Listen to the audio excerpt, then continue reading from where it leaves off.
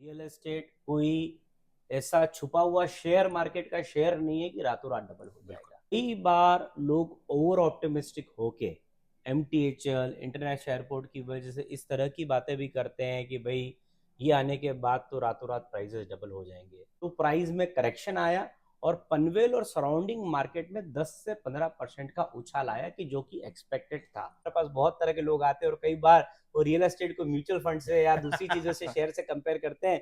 ये शेयर में 20% का रिटर्न हो गया, ये म्यूचुअल फंड में 25% का अंदाजा हमेशा से ये रहा है कि 3 से 4 साल में 60 to 80% प्राइजेस बढ़ेगी, पर उसका पीरियड 4 साल है। और उसका भी रीजन बढ़ने का ये नहीं है कि सिर्फ एमटीए चला गया, पुष्पक नोड हो गया, खारगर हो गया, अपर खारगर हो गया, ये सब एरिया है जहां पर हम फ्यूचर में एक्सपेक्ट कर रहे हैं कि प्राइजेस विल गो अप। नमस्कार, मैं हूं वरुण सिंह और आप देख रहे हैं square fit India. Today I am in Navi Mumbai, and whenever I'm in Navi Mumbai, I do visit one of my favorite person, and that's Bhavesh Shah. We all know Bhavesh Shah. We have met him earlier. Bhavesh ji is the joint managing director of Global Today, one of the biggest real estate developer in Navi Mumbai. और last time इन्होंने जो मुझे insight दिया था, मैंने सोचा कि sir आपसे वापस से दोबारा एक बार नए एरिया के बारे में बात करें, क्योंकि जब हमने पिछली बार बात किया था एमटीएचएल इनॉग्रेट नहीं हुआ था। अब एमटीएचएल इनॉग्रेट हो गया है। मैंने हाल ही में when I took that MTHL from Panvel from south Mumbai, I was like very surprise कि it took me hardly 20-25 minutes to reach Mumbai.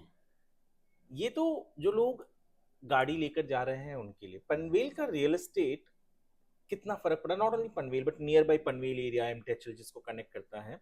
तो डायरेक्ट क्वेश्चन आपसे मैं यही पूछूंगा पहला कि एमटीएचएल और ये जो इंफ्रास्ट्रक्चर प्रोजेक्ट जिनकी बात हमने पिछली बार की थी जो तैयार नहीं हुए थे, शायद मेट्रो उस वक्त इनॉग्रेट हुआ था, अब एमटीएचएल भी आ गया है, अटल सेतु आ गया है। How do you see this as a catalyst? Is it a catalyst for Navi Mumbai and specially Panvel? See definitely it is, but देखो वरुण जी, मैं हमेशा एक रियलिस्टिक पर्सन रहा हूँ और जब भी मुझसे इस विषय में बात की गई है मैंने हमेशा मेरा जो पॉइंट है बहुत क्लियर रखा है। कई बार लोग ओवर ऑप्टिमिस्टिक होके एमटीएचएल इंटरनेशनल एयरपोर्ट की वजह से इस तरह की बातें भी करते हैं कि भाई ये आने के बाद तो रातों रात प्राइजेस डबल हो जाएंगे, प्राइजेस 1.5 गुना हो जाएंगे। मैंने पहले भी ये बात मेंटेन रखी है कि रियल एस्टेट कोई ऐसा छुपा हुआ शेयर मार्केट का शेयर नहीं है कि रातों रात डबल हो जाएगा।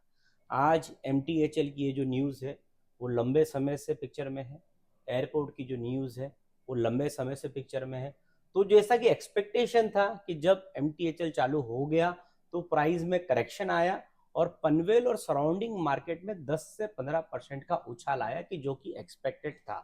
जो पनवेल में जहाँ पर प्राइजेस 40 लाख के थे वहाँ पर प्राइजेस 10 से 15% बढ़ के 44 से 46 लाख के हो गए। 50 लाख वाले प्राइजेस 55 लाख के हो गए, बट वो 50 लाख का प्राइस 80 लाख का नहीं हुआ। ये जो अनरियलिस्टिक सोच था कि डबल हो जाएगा या ऑलमोस्ट 50%, वो डबल इसलिए नहीं होना है क्योंकि जब ये न्यूज इतने लंबे टाइम से पाइपलाइन में थी तो काफी कुछ तो ऑलरेडी इसमें इनकॉर्पोरेट हो गया था।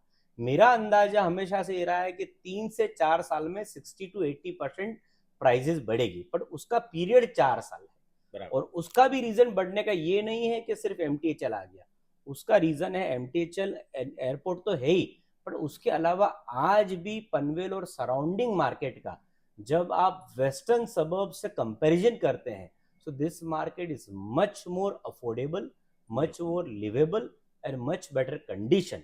उस वजह से ये प्राइस आज भी कैचअप करेंगी। तो मेरा मानना है जहां पर आज भी 40 लाख का प्राइस है वो 70 लाख 3 से 4 साल में जाएगा, पर वो एक साल में 40 से 70 चला जाएगा, दैट इज अनरीजनेबल एंड जो नहीं हुआ।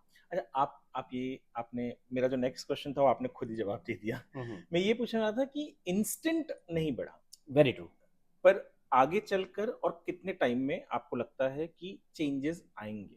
नहीं, जैसा कि मैंने बोला कि लगभग आप देखिए अटल सेतु 12 जनवरी के आसपास इनोग्रेशन हुआ था, आज हम 6 से 7 महीने उसकी बात कर रहे हैं, तो 10 से 15% अप्रिसिएशन तो हमने ऑलरेडी देख लिया। जहां पर हमारे प्रोजेक्ट कुछ ऐसे भी है जो पलासपा फाटा के आसपास 32-33 लाख के रेंज में थे, वो आज 38-39 लाख के रेंज में पहुंच गए। तो 10 to 15% रियलाइजेशन तो ऑलरेडी हो चुका है। बाकी का जो रियलाइजेशन है आसपास की जो एरिया है, उल्वे हो गया, पुष्पक नोड हो गया, खारगर हो गया, अपर खारगर हो गया, ये सब एरिया है जहां पर हम फ्यूचर में एक्सपेक्ट कर रहे हैं कि prices will go up but it will be the period of 2 to 3 years, जिसमें 40%, 50%, 60%, यानी मेरा जो अनुमान है कि रियल एस्टेट इन सब एरिया में वार्षिक यानी एनुअलाइज बेसिस पर 20% का रिटर्न देगा, which is a very good return. हाँ, क्योंकि एब्सोल्युटली। देखो, मैं वरुण जी एक बात यहाँ पर जरूर कहना चाहूंगा, हमारे पास बहुत तरह के लोग आते हैं और कई बार वो रियल एस्टेट को म्यूचुअल फंड से या दूसरी चीजों से शेयर से कंपेयर करते हैं, ये शेयर में 20% का रिटर्न हो गया, ये म्यूचुअल फंड में 25% का रिटर्न हो गया। मैं हमेशा उनसे एक ही बात करता हूँ कि क्या आपको जिस साल में नेगेटिव रिटर्न किया उस समय का आपने गिना, वो उसकी बात नहीं नहीं करते। करता। आपको ओवरऑल बात करनी है। अगर 2 साल 20% बढ़ा, 1 साल 10% घटा भी है। अभी अपन ने देखा कि पूरा यूएस का मार्केट, यस। माइक्रोसॉफ्ट हो, गूगल हो, अल्फाबेट हो या फिर Meta, everything came down. So this is how the market works. Tell me how many real estate market came down by 20%? 20% is a huge return if you are saying, क्योंकि yes. मैं किसी एक south Mumbai के एक area का comparison कर रहा था।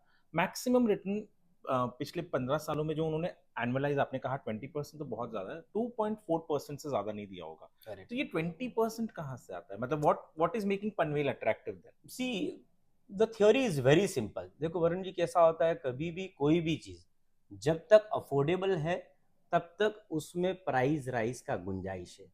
जिस दिन वो उसकी मैक्सिमम वैल्यू पे पहुंच गई, उसके बाद प्राइस की गुंजाइश नहीं नहीं होती है। आप शेयर भी अगर फॉलो करते हैं तो शेयर मार्केट में ज़्यादातर रेशोज की, price equity ratio, earning potential की बात करते हैं। यानी उस शेयर का अर्निंग पोटेंशियल क्या है। जो भी पोर्टफोलियो मैनेजमेंट का काम करते हैं, जब वो शेयर का अर्निंग पोटेंशियल मैक्सिमम हो जाता है तो उसका फ्यूचर कैश फ्लो स्टेडी हो जाता है। बिल्कुल। रियल एस्टेट मार्केट भी इसी तरह काम करता है। आज जब हम पनवेल और सराउंडिंग मार्केट की बात करते हैं, आज वो मार्केट 40 लाख, 45 लाख, 50 लाख के आसपास वेरी करता है। यही मुंबई में ऐसे एरियाज है जहां पर 1 BHK 1 करोड़ में बिकता है। बिल्कुल। तो अब 1 करोड़ का 1 BHK 2 करोड़ कभी भी नहीं पहुंच सकता, क्योंकि उसके लिए आदमी को 2 लाख रुपए ईएमआई भरना पड़ेगा जी। और 4 लाख रुपए सैलरी कमाना पड़ेगा, जो पॉसिबल नहीं है। पर जो आदमी आज 40 लाख रुपए में 1 BHK ले रहा है, 3 साल के बाद या 4 साल के बाद वो 70 लाख में रह सकता है, क्योंकि 3 साल के बाद उसका सैलरी पोटेंशियल भी बढ़ के 1 लाख से 2 लाख हो गया होगा। तब उसके लिए 65,000 का ईएमआई डेफिनेटली पॉसिबल है। तो ये जो 20% रिटर्न की हम बात कर रहे हैं आने वाले 3 साल, 4 साल, 5 साल, वो इसलिए कि आज भी प्राइजेस अफोर्डेबल है। जिस दिन पनवेल का प्राइस 80 लाख पहुंच गया, I will be the first person to tell you कि वरुण जी, अब यहाँ पर 5% एनुअलाइज रिटर्न से ज्यादा नहीं आएगा। हर जगह का एक पोटेंशियल होता है, हर जगह का एक कैप भी होता है। एग्जैक्टली। उसके बाद फिर वो एरियाज बढ़ेंगे जो नैना में आ रहे हैं, हाँ। और फ्यूचर में वो एरियाज जो 35-40 लाख से चालू करेंगे, उनका फिर पोटेंशियल 10, 15, 18% होगा। Like just how it works in GDP. GDP में आप देख लिए, एक टाइम था जब चाइना हर साल 30% के हिसाब से ग्रो कर रहा था। What is the growth rate now? 4%, 5%। Forever you cannot grow by 30%. Exactly the science works for real estate market also. आपने, मैंने पहले भी मैं जो पूछने वाला था उसके बारे में कह दिया। मैं आपके मन की बातें समझता हूँ। मैं नैना के बारे में बोलने वाला था। आप कुछ एरियाज अब नवी मुंबई में जो सिडको जिस पर ज्यादा फोकस करिए, जैसे आपने पुष्पक नगर का कह दिया, अब नैना है, क्या लगता है कि ये होंगे एरियाज टू सी फॉर, या पनवेल जो एग्जिस्टिंग पनवेल में है उनमें भी कुछ एरियाज हैं जो जहां पर रियल एस्टेट का ग्रोथ अच्छा होने वाला है या हो रहा है? देखिए, अगर आप मुझे डेवलपर पर्सपेक्टिव से पूछेंगे तो मैं डेफिनेटली कहूंगा कि पनवेल और सराउंडिंग एरिया का अपॉर्चुनिटी का ग्रोथ का बहुत ज़्यादा है कंपेयर टू नैना। नैना का प्रॉब्लम ये है कि आज भी पॉलिसी लेवल पे क्लैरिटी नहीं है, and it will take another 1 or 2 year to get the clarity. जैसे आपको, I don't know how much town planning scheme के बारे में आपने आपके दर्शकों को बताया है, पर टाउन प्लानिंग की स्कीम जो है टीपीएस की, वो काफ़ी सालों से नैना की पिक्चर में है। पहले कभी उन्होंने 40-60 रेशो, फिर 50-50, फिर 60-40।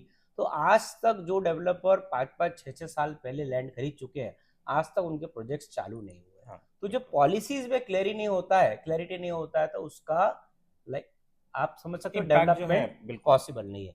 जहां तक कि हम बात करते हैं नोड, जो उल्वे और पुष्पक नोड है, वो नैना में नहीं सिडको में आते हैं, तो उनका ग्रोथ पोटेंशियल बहुत अच्छा है। पनवेल का एक्स्ट्रा ऑर्डिनरी है। The reason for Panvel's growth is, Panvel के जो बायर्स है वो फर्स्ट टाइम होम बायर्स है। पनवेल में आज भी हमारे पास ऐसे कई क्लाइंट्स आते हैं जो बोलते हैं कि सर, हमने हमारी सारी जिंदगी रेंट के घरों में गुजारी है, ये हमारी लाइफ का पहला घर है। तो ये वो लोग हैं जो रेंट के घरों में बड़े हुए, अभी अच्छी पढ़ाई लिखाई करके हस्बैंड वाइफ मिलके लाख रुपया कमाते हैं, 30,000 रुपया आराम से ईएमआई भर सकते हैं, और इनकी जिंदगी का जो सबसे बड़ा सपना है घर, वो पनवेल में पूरा कर रहे हैं। और पनवेल का जो इंसान की मानसिकता है वो ये है कि वो पनवेल छोड़ के नहीं जाना चाहता। क्यों? अगर बस उसे ऐसा लगता है कि मेरा घर है, मैं यहाँ पर बड़ा हुआ हूँ यहाँ पर, और प्लस सबसे बड़ा आज पनवेल में इतनी अच्छी कनेक्टिविटी है, तो वो पनवेल छोड़ के कहीं और क्यों जाएगा। आप पनवेल में अगर 40 लाख का घर दे रहे हैं और यही घर उसको वेस्टर्न सबब में कहीं बहुत आगे विरार वैसे दे रहे हैं, वो पनवेल में रहना पसंद करेगा। क्योंकि देखो हम सब अपनी रूट्स से जुड़े हुए हैं, और पहला प्यार हमारा अपनी रूट्स और अपनी जड़ें ही हैं। तो पनवेल के इंसान को जब तक पनवेल में एक अफोर्डेबल घर, उसके एरिया के आसपास का घर और अच्छा इंफ्रास्ट्रक्चर, ये चीजें मिलती रहेगी, तब तक पनवेल का क्लाइंट बाहर नहीं जाएगा। यानी आप ये कह रहे हैं कि जो बायर होगा वो स्पेसिफिकली ये एरिया से ही होगा पनवेल में, या बाहर के भी आएंगे? सी इसका आंसर टू फोल्ड है। इसके आज भी 60 to 70% बायर पनवेल के ही हैं, बट अटल सेतु जैसे फ्यूचरिस्टिक इंफ्रास्ट्रक्चर अपॉर्चुनिटी आने से आज साउथ मुंबई से भी लोग आ रहे हैं, आज चेंबूर से भी लोग आ रहे हैं, आज वो लोग भी आ रहे हैं जो आज घर लेने के लिए नहीं पर इन्वेस्टमेंट के हिसाब से लेना चाहते हैं। अभी रिसेंटली हमारे एक प्रोजेक्ट के अंदर एक साउथ मुंबई में रहने वाले जेंटलमैन ने एक 1+1 BHK की जोड़ी ली। जब मैंने उनसे इंटरेक्शन किया और पूछा कि जोड़ी आपने क्या पर्पज से ली, तो उन्होंने बताया कि सर आपके यहाँ 1+1 BHK की जोड़ी यानी एक 3 BHK का मकान मुझे 80 लाख रुपए में मिल गया। यही अगर मैं बॉम्बे में इन्वेस्ट करता तो 2.5 करोड़ से 3 करोड़ मुझे देना पड़ता। 3 करोड़ का ईएमआई 3 लाख और 80 लाख का ईएमआई 80,000। तो आज ये इन्वेस्टमेंट करके मैं 5 साल के लिए भूल जाऊंगा। जिस दिन ये इन्वेस्टमेंट 1.5 करोड़ का हो जाएगा, उस दिन वो प्रॉफिट को मैं रियलाइज करूंगा। So now there are more and more people who are looking Panvel and surrounding area as potential investment. Panvel में बहुत सारे डेवलपर्स आए हैं, और आज से नहीं, बहुत पहले से आके बैठे हुए हैं, जिन लोग घर बना रहे हैं, बेच रहे हैं। मैं रिसेंटली एक पॉडकास्ट सुन रहा था जहाँ पे निरंजन हीरानंदन ने भी बहुत स्पेसिफिकली नवी मुंबई के बारे में बात किया। तो पनवेल में बड़े डेवलपर्स भी हैं, आप भी हो, और ऐसे भी डेवलपर्स हैं जो एक सिंगल स्टैंड अलोन बिल्डिंग बनाकर चले जाते हैं। तो if there are any projects that you think are doing, और आपको लगता है कि कोई ऐसा प्रोजेक्ट या जो आगे चलकर जाएगा, आप अपने प्रोजेक्ट के बारे में बोल सकते हैं, क्योंकि obviously I would definitely not talk a lot about my project, because this podcast is not promoting Today Global. Absolutely. This podcast is about promoting Panvel. तो मैं टुडे के बारे में चर्चा कम ही करना पसंद करूंगा। बिल्कुल। तो मुझे प्रोजेक्ट्स के बारे में थोड़ा बताइए कि वहाँ पे किस तरीके के प्रोजेक्ट्स आते हैं। बिल्कुल, देखो अभी आपने एक बहुत अच्छा क्वेश्चन पूछा कि वहाँ पे 2 तरह के प्रोजेक्ट हैं। एक ऐसे प्रोजेक्ट है जो स्टैंड अलोन बिल्डिंग है, और कुछ इस तरह के प्रोजेक्ट है जो टाउनशिप आ रहे हैं जी। तो जो वरुण जी सबसे बड़ा चेंज कोरोना के बाद बायर की मेंटालिटी में आया है, वो है टाउनशिप, यानी कि गेटेड कम्युनिटी। पहले एक जमाना था जब बायर उन घरों में भी खुश था जब 4 स्टोरी की इमारत थी, नीचे पार्किंग था या नहीं था, और किसी तरह की सुविधाएं नहीं थी।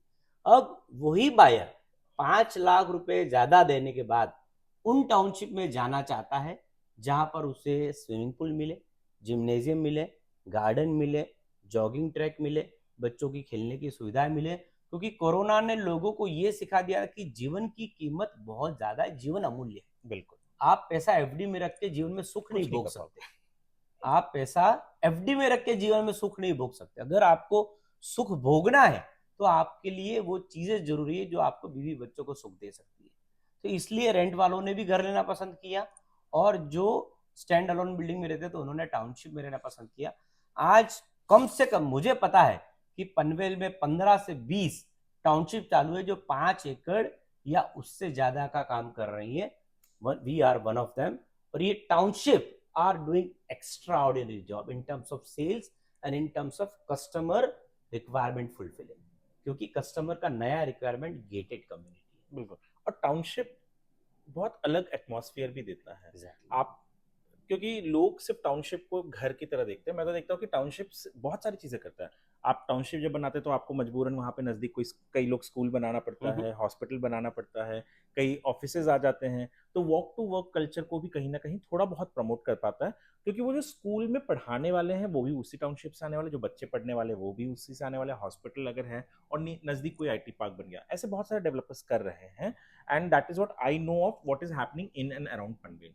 Talking about one more infrastructure project near Panvel, that Panvel Karjat railway line हुँ, हुँ। जो आने वाला था या जिसके ऊपर काम चालू है, डू यू थिंक उससे भी कुछ इम्पैक्ट पड़ेगा? क्योंकि मैं एयरपोर्ट पे तो हम बहुत बात कर सी चुके हैं उससे भाई। इम्पैक्ट पड़ेगा, उससे डेफ़िनेटली ये करजत का जो अपकमिंग डेवलपमेंट एरिया है, वहाँ पर काफ़ी ऐसे डेवलपर हैं, जो वहाँ पर सेकंड होम कांसेप्ट में काम कर हम्म। रहे हैं। उनको बेनिफिट मिलेगा, वो प्रोजेक्ट काफ़ी सालों से उस एक्सपेक्टेशन में वेट कर रहे हैं कि ये लाइन जब चालू होगी, तब सेकंड होम बायर का बेनिफिट होगा।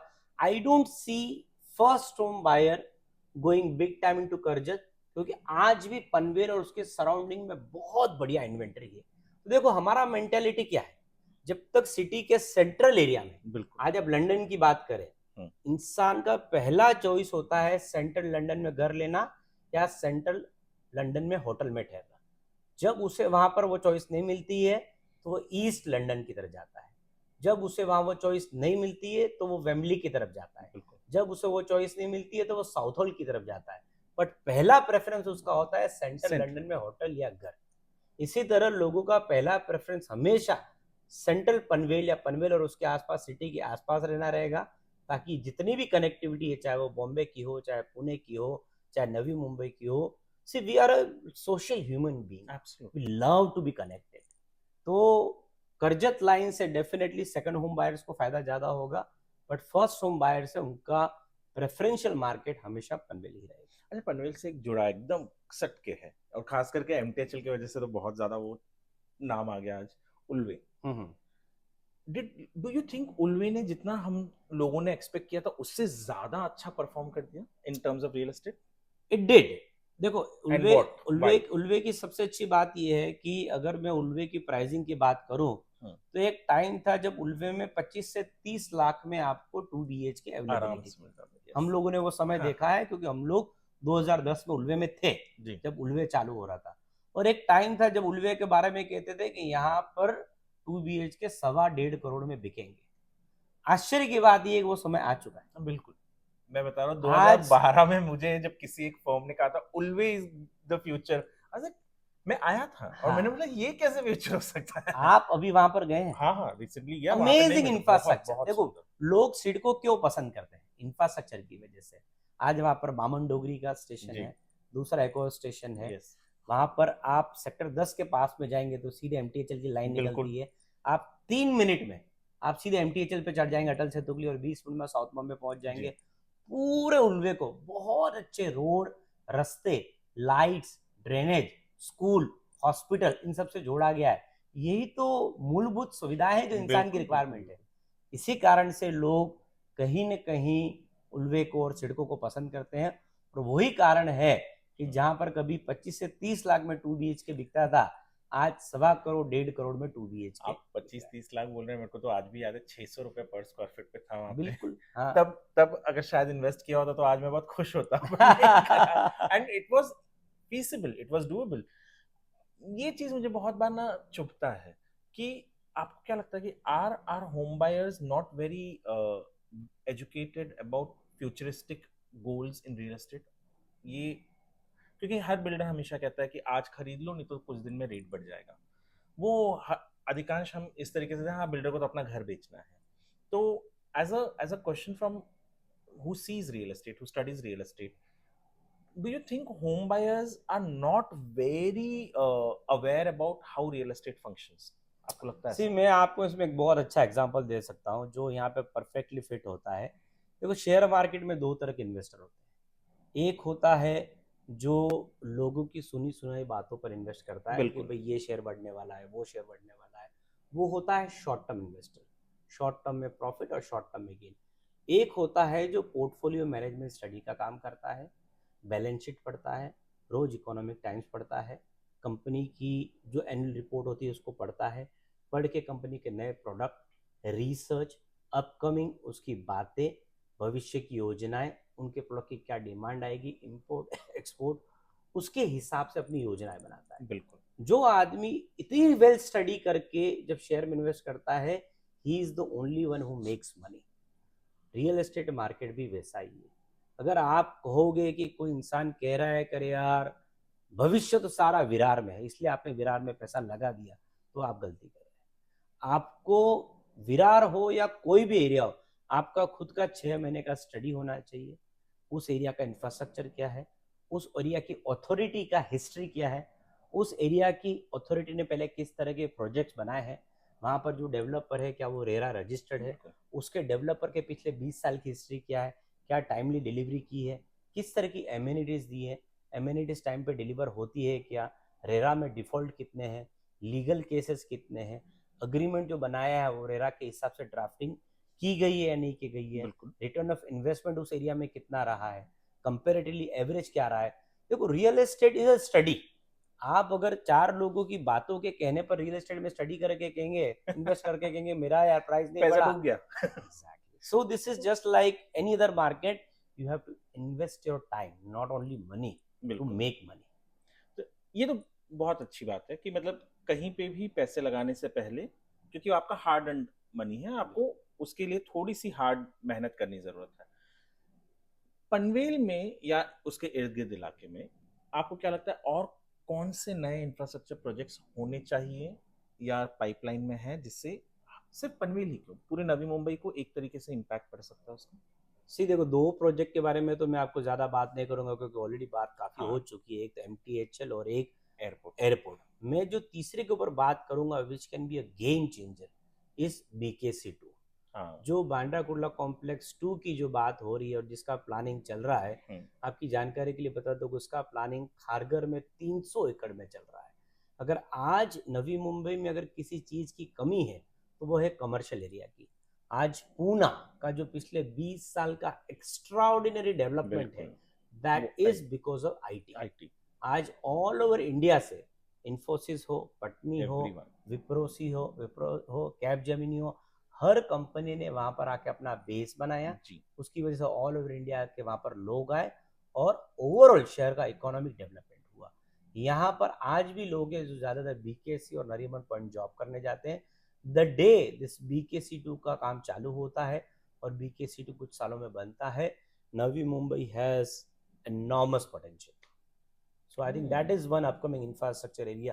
Of course उसके अलावा भी आप देखेंगे तो खारगर तुर्बे टनल एरिया के ऊपर भी काम चल रहा है, Virar Alibag multi modal corridor पे भी काम चल रहा है, but my favourite topic is BKC2 because I think that will be a game changer. और ये तो है ना कि अगर घर, जैसे मैं पहले वॉक टू वर्क की बात कर रहा हूँ, चलिए वॉक टू वर्क तो बहुत इम्पॉसिबल है अभी के माहौल में, बट अगर थोड़ा सा भी और नजदीक आ जाए काम करने का जगह जहाँ पे हम जाते हैं तो शायद जिंदगी थोड़ी सी आसान हो जाए और लोग आना पसंद करेंगे। वरुण जी देखिए ना, आज कितने ऐसे लोग हैं, in fact you will be surprise, मेरे ऑफिस में भी ऐसे लोग हैं जो अंबरनाथ बदलापुर से ट्रैवल कर कर नवी मुंबई में सानपड़ आते हैं।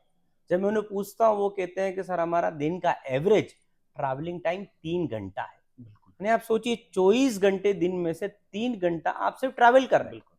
और अगर आपको इस तरह का नवी मुंबई में सुविधा मिलती है जहां पर आप 20 मिनट के डिस्टेंस में रहते हैं, आप माइंड स्पेस का एग्जांपल लीजिए ना, जो लोग जूही नगर में रह रहे हैं और जूही नगर के पास में जो माइंड स्पेस है वहां पर काम कर रहे हैं, उनका ट्रैवलिंग डिस्टेंस 10 से 15 मिनट है। बिल्कुल, तो they are leading a very happy life.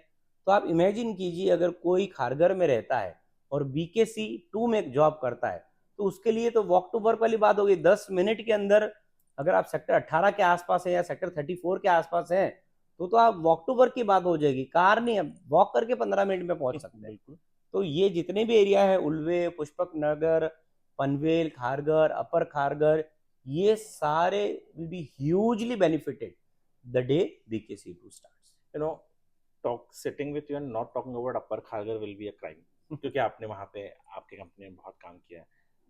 ये सारी चीजों से आपको क्या लगता है अपर खारगर का किस तरीके से ग्रोथ, क्या will it be impacted, will it be in a positive way, या फिर ऐसा ना हो जाए कि लोग पनवेल पनवेल इतना कर रहे हैं और यहाँ सब भूल जाए, ऐसा तो नहीं होगा? बिल्कुल नहीं। देखो अपर खारगर के मैं आपको खूबसूरती बताता हूँ कि अपर खारगर लोग आई थिंक मुझे नहीं पता कितने लोगों ने कॉलियर्स की रिपोर्ट फॉलो की हम्म। है जो स्पेशली अपर खारगर के यस। ऊपर आई है।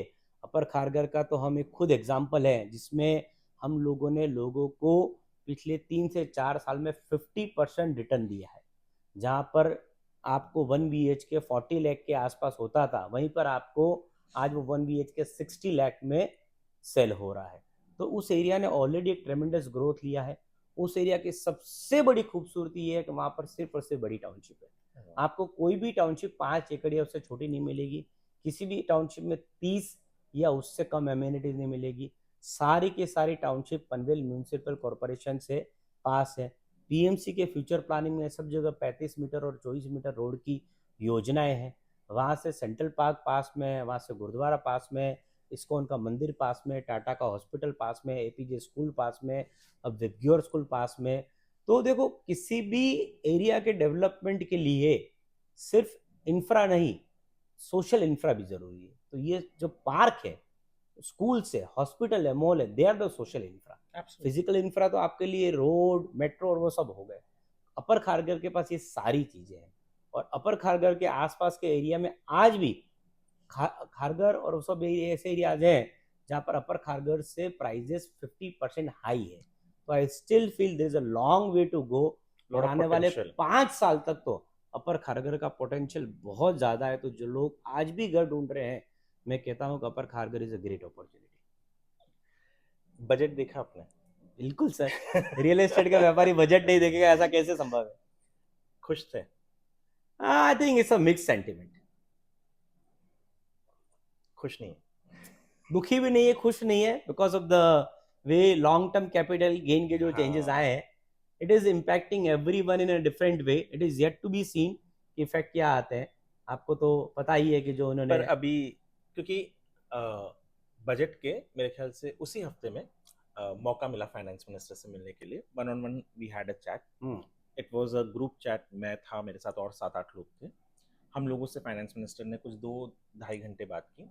और उस वक्त किसी ने, हम ही में से किसी ने कहा था कि जो इंडेक्सेशन है, यदि आप उसको रेट्रोस्पेक्टिव न लगाते हुए जिस दिन से आप बजट कर रहे हैं उस दिन से लगाएं, तो शायद वो इंडेक्सेशन का जो बैकलैश आ रहा है वैसा नहीं आएगा। और कल वो अनाउंस हो गया। Exactly. So do you think ये अच्छा डिसीजन है? एंड मुझे ऐसा लगता है बहुत अच्छा डिसीजन है, क्योंकि अब अगर देखेंगे कल जो अनाउंस किया, उन्होंने ऑप्शन दिया है कि या तो आप 12.5% स्कीम में जा सकते हैं जिसमें आपको इंडेक्सेशन का बेनिफिट नहीं मिलेगा, या फिर आप दूसरी स्कीम में जा सकते हैं 20% में जिसे इंडेक्सेशन का बेनिफिट मिलेगा। तो as a individual I get the opportunity to choose कि मुझे किस तरह की स्कीम में जाना है। तो लोगों को जो पेन पॉइंट था, यार हमें जबरदस्ती ऐसी स्कीम में डाला जा रहा है कि आज अगर मैं इंडेक्सेशन स्कीम में जाता तो मेरी 100 रुपए की चीज ऑलरेडी 300 रुपए की हो गई है। तो 20% टैक्स भरने के बाद भी मैं टैक्स भरता, बिल्कुल अब 12.5 टैक्स भरने के बाद भी मैं ज्यादा भर रहा हूँ। तो ऐसे लोगों के लिए I think this is a ट्रेमेंडस opportunity. तो ये अपॉर्चुनिटी उन लोगों के लिए बहुत अच्छा है। तो ये जो ऑप्शन दिया गया है, I think people are going to take it very positive. But indexation हटाना और लॉन्ग टर्म कैपिटल गेन्स में जो 12.5% करना, आपको लगता है रियल एस्टेट इंडस्ट्री को इम्पैक्ट करेगा? मुझे ऐसा लगता है, देखो I am one of the exceptional people जो ऐसा सोचते हैं कि ये डिसीजन लॉन्ग टर्म के लिए अच्छा है। मुझे ऐसा लगता है कि and I wouldn't say your exception, most of the developers, क्योंकि मैंने खुद फाइनेंस मिनिस्टर को ये कहा कि most of the developers were very happy, but we saw many investors being unhappy. Go ahead, what you have. Yeah see I meant is कि आज हम जिस तरह के ट्रांजैक्शंस करते हैं और जिस तरह की लॉन्ग टर्म की बातें कर रहे हैं, आज हमको भी बहुत बड़ा क्लैरिटी कि अगर 12.5% स्कीम में अगर मेरा लॉन्ग टर्म कैपिटल गेन हो रहा है तो मेरी सारी योजना उसी तरह से होगी। देखो आज हर आदमी वाइट की कैपिटल बनाना चाहता है। और जब आपको सी आज बड़ी कंट्रीज में यू विल बी सरप्राइज 40 से 50% टैक्स है। आज यूके का टैक्सेशन सिस्टम देखिए, you will be surprise people who are ultra high net worth individual वो 50% से ज्यादा टैक्स दे रहे हैं। और आपको यहाँ पर आपकी मिनिस्ट्री एक मौका दे रही है कि अगर आपने किसी डील के अंदर 50 करोड़ रुपया बनाया है, प्रॉफिट बनाया है, तो उसको आप 12.5% टैक्स भर के आप पूरा वाइट कर सकते हैं। 12.5%, that is what, around 6 crore. It's nothing. यानी उसके बावजूद भी 43 से 44 करोड़ मेरे पास बचता है। तो इससे अच्छी स्कीम आप मुझे बताइए क्या हो सकती है। तो ये मुझे बहुत बड़ी क्लैरिटी देती है लॉन्ग टर्म के लिए। ऑफ कोर्स पीछे जो चीजें चली गई है उसमें शायद हो सकता है कि there is a little haziness, जो ये कल जो अनाउंसमेंट हुआ है ऑप्शन का, उससे क्लैरिटी आएगी। बट फ्यूचर के लिए तो मैं पर्सनली इस डिसीजन को अच्छा मानता हूँ। तो यानी आपको लगता है कि बजट में रियल एस्टेट के लिए ज्यादा कुछ था नहीं इसके अलावा, क्योंकि बाकी सी, सबको कोई, मैंने किसी को नहीं देखा वो अफोर्डेबल हाउसिंग के बारे में बात करते हुए अफोर्डेबल जिसने 10 हाउसिंग लाख के करोड़ अलावा का भी दिया। देखो, सबसे ज्यादा हमारा एक्सपेक्टेशन था जीएसटी। जी हमारा जो एक्सपेक्टेशन था कि जीएसटी में जो हमको जो डबल मार पड़ती है, हाँ। आपको तो पता ही यस यस होगा, यस। एक टाइम पे हमको इनपुट टैक्स क्रेडिट मिला करता था, और जो हम लोग जीएसटी जीएसटी में पे रिबेट करते थे वो कस्टमर से लेके ऑफसेट मिल जाता था। तो हमारा कहीं न कहीं इस बारे में हमारे एसोसिएशन ने फाइनेंस मिनिस्ट्री से काफ़ी मीटिंग भी की और रिक्वेस्ट भी की है। तो हमें उम्मीद थी इस बार हमें कुछ रिलीफ उससे रिलेटेड मिलेगा, बट उससे रिलेटेड कोई रिलीफ मिला नहीं। अभी के लिए सो नहीं आई मिला। Think that was a little big disappointing for us. Okay. Last question. What is the future for Navi Mumbai One in terms of real estate and growth? And you have already answered Panvel, but I would still want you to tell me कि पनवेल का future आप क्या देखते हैं और सी, दोनों। नवी मुंबई में हमेशा से नवी मुंबई को लेके बहुत अपबीट रहा हूँ। मुझे लगता है कि Navi Mumbai is like 90s share of Google and Microsoft. अगर आप अर्ली बर्ड हैं और अगर आपने अर्ली बर्ड को कैच किया तो you are going to go a long way. आज भी नवी मुंबई वो मार्केट है जो फ्यूचर में इस तरह से ग्रो करेगा जैसे कभी अंधेरी ने, लोखंडवाला ने, बैंड्रा ने ग्रो किया। It is still early days. जिन लोगों को लगता है कि नहीं नवी मुंबई बहुत आगे निकल गया है, आज भी नहीं।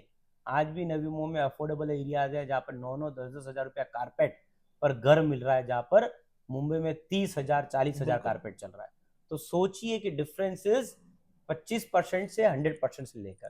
तो मुझे लगता है कि मिनिमम आने वाले एक डेकेड तक एमएमआर रीजन के अंदर सबसे ज्यादा कहीं ग्रोथ पोटेंशियल है तो वो नवी मुंबई में है। To answer your second question, Panvel, yes, definitely. Panvel is one of my favorite area, like Kharghar and upper Kharghar, जहाँ मुझे लगता है कि बहुत ज़्यादा पोटेंशियल है, और उसका सबसे बड़ा रीज़न है connectivity. Panvel is connected to all this, like आप जितने भी डेस्टिनेशन है, लोनावाला, खंडाला, करजत, प्लस इमीडिएटली पुणे से पुणे, कनेक्टिविटी है, मुंबई। थाने, मुंबई। तो it is such a strategically connected location कि फ्यूचर में लोग चाहेंगे कि हम ऐसी लोकेशन पे रहें जहाँ BKC2 में जॉब करें और पुणे और बॉम्बे के बीच में रहें।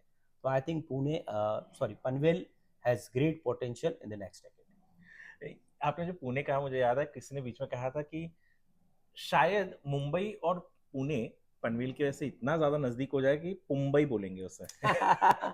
बिल्कुल। And with that only I think we have like summed up कि व्हाट पनवेल मींस, क्योंकि अगर पनवेल नहीं है और पनवेल का ग्रोथ नहीं होता है तो शायद जो मुंबई और पुणे की कनेक्टिविटी की बात कर रहे हैं हम, दो ट्विन सिटीज बनाने की जो सोच रहे हैं, ताकि बाहर जो एक अकेले एक शहर पे पड़ता है वो ना हो, and everything is strategically happening and we all don't feel like हाँ वी आर, क्या वो कहते हैं ना, cattle class, Yes, yes, cattle train में class. भर के जाते That's थे a ऐसा। favorite word for a lot of like Yes. no A-lister people, cattle Yes, class. वो कैटल क्लास की जिंदगी ना जिए, वॉक टू वर्क हो सके। सो प्रोबब्ली ये सिर्फ हम बिल्डर्स के लिए नहीं, बट ये एक आम इंसान के लिए भी बहुत इंपॉर्टेंट होगा कि पनवेल जैसा लोकेशन ग्रो करे एंड अफोर्डेबली ग्रो करे, विच ही हैज ऑलरेडी सेड कि भाई बहुत जल्दी पोटेंशियल ग्रोथ, इतना नहीं है कि आज जो 40 लाख में वो आपको 80 लाख में कल मिलने वाला है, तो स्टेप वाइज ग्रो करेगा। तो which is also helpful for home buyers also, because everyone who invest 1 rupee aspects कि मैं जब उसको बेचूं तो मुझे कुछ नहीं तो ₹1.25 तो मिले। Perfectly right. तो ठीक उसी तरीके से I hope this conversation helps you in taking some wise decision about Navi Mumbai, Upper Kharghar, and most importantly Panvel, which is now more connected to Mumbai than where I stay in Kalyan. Thank you for watching us. Avishkar. Thank you, Bhavishwar. Thank you.